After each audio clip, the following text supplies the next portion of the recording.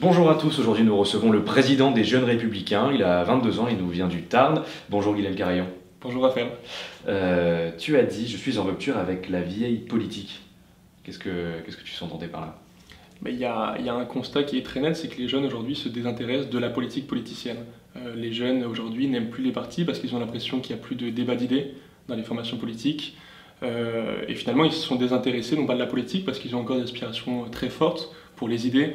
On l'a vu au niveau des marches pour le climat où ils étaient nombreux, les jeunes, à aller manifester dans les rues de Paris pour défendre la lutte contre le dérèglement climatique. Il y a aussi beaucoup de jeunes qui sont descendus dans les rues pour défendre les valeurs de la République au moment des attentats islamistes. Donc moi je pense que les jeunes ont des aspirations encore très fortes pour la politique, mais ils supportent plus la politique telle qu'elle se fait dans les partis. Est-ce que tu peux te présenter en 30 secondes? Pas plus.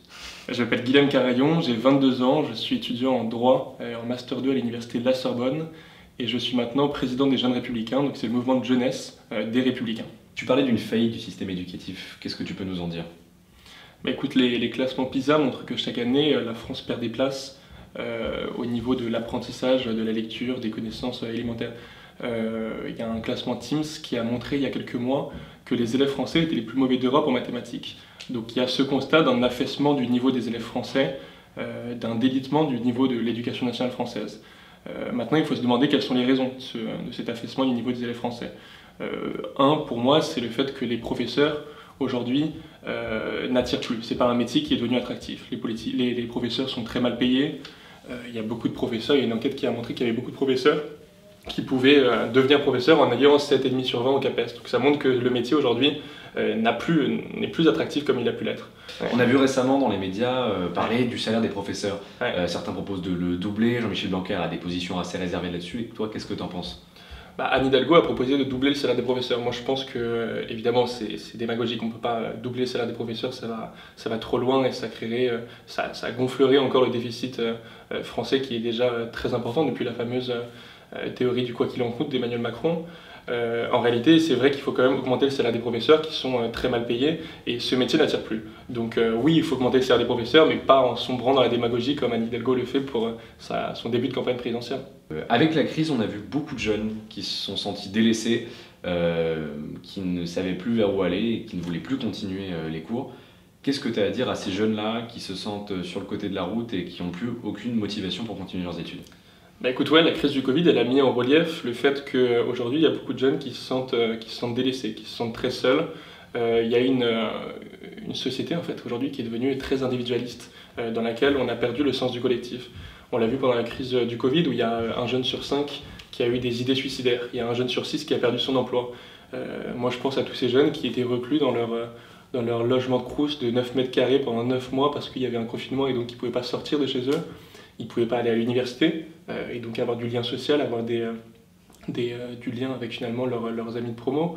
Ils ne pouvaient pas voir leur famille, retourner dans leur famille. Et finalement, ces gens-là, les jeunes, dans la plupart des cas, ont été très seuls pendant la crise du Covid. Et oui, c'est un fait aujourd'hui que la jeunesse est isolée et il faut lui apporter des réponses. Et je pense que Frédérique Vidal, la ministre de l'Enseignement supérieur, comme le ministre de l'Éducation nationale Jean-Michel Blanquer aujourd'hui, n'apporte aucune réponse concrète. Il y a eu des mesurettes qui ont été trouvées pendant la crise du Covid, mais qui ne réglaient pas fondamentalement le malaise de la jeunesse. Aujourd'hui, on a une jeunesse qui se sent délaissée et qui se sent abandonnée par les pouvoirs publics, par l'État finalement. Non, moi je pense que sur l'éducation, il y a une logique aujourd'hui qui est celle du développement personnel des jeunes, alors que le but de l'éducation nationale, c'est de transmettre des connaissances. Et je pense qu'aujourd'hui, on a trop laissé les enseignants veiller à ce que les jeunes éveillent eux-mêmes leurs connaissances. En réalité, c'est très important de transmettre des connaissances, de transmettre des bases solides. Et aujourd'hui, on voit que les élèves qui arrivent en classe de 6e ne savent pas lire, ne savent pas compter, ne savent pas écrire correctement. Donc il y a des bases très fortes qui doivent être transmises aux jeunes pour leur permettre ensuite de se développer personnellement. Aujourd'hui, il y a un changement de paradigme à opérer total pour faire en sorte que notre jeunesse aujourd'hui soit de bon niveau et puisse accéder au marché du travail avec toutes les armes suffisantes pour être efficace. Être jeune et de droite, ça veut dire quoi?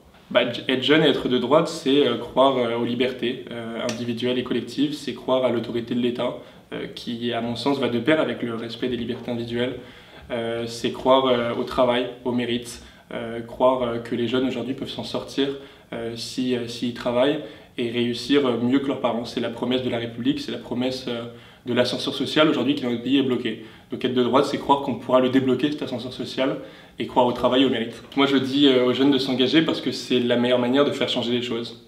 Aujourd'hui, l'engagement politique est une manière de faire changer les choses, l'engagement militant est une manière de faire changer les choses, l'engagement associatif est une manière de faire changer les choses, mais il faut plus en fait contester les décisions des autorités publiques, contester les propos de nos gouvernants, mais ne pas s'engager derrière. L'enjeu de la politique, c'est de finalement apporter des idées nouvelles dans le débat public, et si nous on ne s'engage pas en politique, personne ne le fera à notre place, et donc jamais les idées des jeunes seront défendues.